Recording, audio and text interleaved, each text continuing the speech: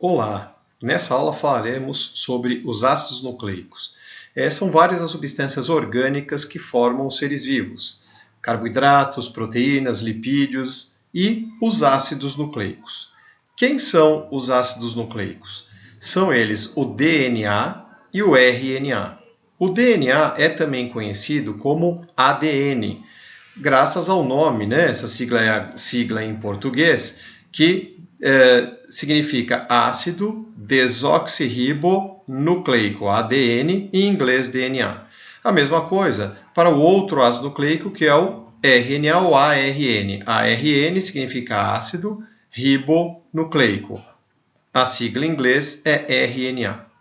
O DNA foi descoberto em 1869, enquanto o RNA foi descoberto um pouquinho depois, em 1890.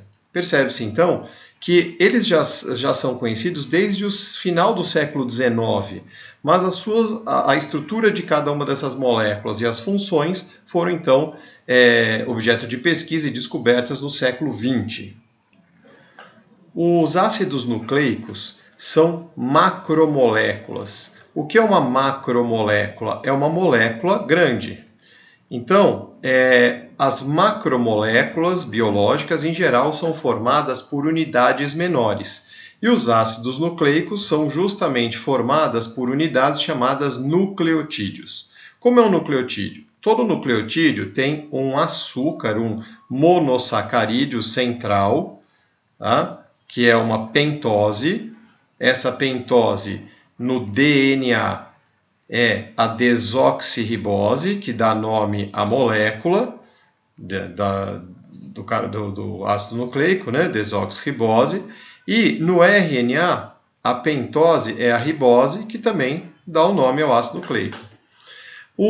Ambos, tanto o nucleotídeo de DNA quanto de RNA, tem aqui um fosfato, tá? E é complementado por uma base nitrogenada. Essa base nitrogenada, como o nome diz, tem nitrogênio na sua composição, além do carbono. As bases nitrogenadas que formam os nucleotídeos podem ser de 4 tipos. Então vamos lá. No DNA, nós temos 3 possibilidades iguais às do RNA, que são a adenina, a guanina e a citosina.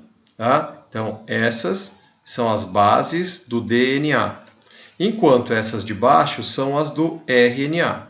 Então, observe que A, G e C existe nos dois. Mas há uma base exclusiva tanto no DNA, que é a timina, quanto no RNA, que é a uracila. Então, essas aparecem exclusivamente em cada uma dessas moléculas. Portanto, a base nitrogenada que existe no nucleotídeo pode variar em 4 tipos no DNA, em 4 tipos no RNA. Então, vamos ver agora como esses nucleotídeos se unem para formar as moléculas de DNA e RNA. Vamos começar pela molécula de DNA. A molécula de DNA é formada por 2 cadeias de nucleotídeos. Aqui nós temos uma das 2 cadeias, tá? Então, aqui nós temos uma cadeia de nucleotídeo e a outra cadeia de nucleotídeo está aqui à direita, tá? Então, são 2 cadeias, nós chamamos de cadeias ou fitas ou hélices. Por isso que a gente acaba chamando o DNA de molécula de dupla fita ou dupla cadeia ou dupla hélice. Nessa cadeia de DNA, nós podemos observar aqui um nucleotídeo. Então, olha só, um nucleotídeo é formado por um fosfato, uma pentose e uma base nitrogenada. Então, isso tudo aqui é um nucleotídeo. Nós temos outro nucleotídeo aqui, tá?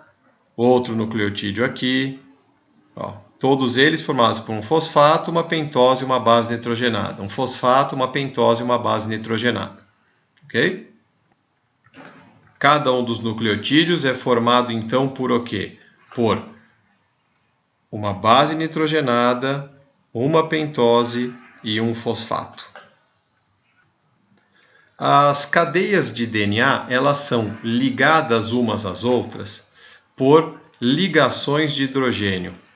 As ligações de hidrogênio são ligações quimicamente fortes e que mantêm uma boa estabilidade das moléculas de DNA. Essas ligações estão aqui, ó, 2 aqui, 3 aqui, tá? Mais 2 aqui. As bases nitrogenadas, aqui é algo que você não precisa decorar, mas essa verde aqui é a adenina. Você tem sempre pareando com a adenina uma timina.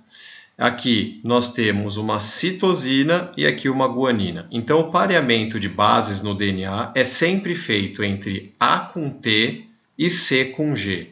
Sempre desse jeito. Observe que entre A e T existem 2 ligações de hidrogênio, enquanto entre C e G há 3 ligações de hidrogênio. Entre 1949 e 1953, ou seja, bem no meio do século XX, um pesquisador chamado Chargaff fez a descoberta dessas proporções, ou seja, sempre que há uma adenina, quem faz o pareamento é uma timina. E a citosina sempre pareia com guanina. Isso, depois de analisar vários DNAs de várias espécies, ele chegou à conclusão que a quantidade de adeninas que existe no DNA é sempre igual à de timinas. E a quantidade de citosinas é sempre igual à de guaninas. E quando somamos tudo isso daqui, nós temos que ter 100% das bases de um DNA. Aqui nós estamos vendo a imagem de um DNA à esquerda e um RNA, ao contrário, de um RNA à esquerda e de um DNA à direita. A molécula de DNA, como já vimos, ela é dupla, né, formada por 2 cadeias de nucleotídeos, mas observe que a molécula de RNA, pelo contrário, ela é simples, ela tem apenas uma cadeia de nucleotídeos. E lembre que nunca há no RNA a timina, sempre a uracila no lugar da timina.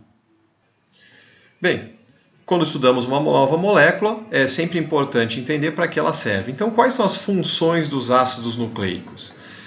2 funções básicas podem ser pensadas. A transmissão de características genéticas, que acontece quando o DNA copia a própria informação para distribuir para as novas células do indivíduo. Então, à medida que nós crescemos, novas células são agregadas ao nosso corpo. Então, essa célula que tem o DNAzinho dela aqui dentro irá se duplicar, ou seja, formar 2 novas células, cada uma com o seu próprio DNA.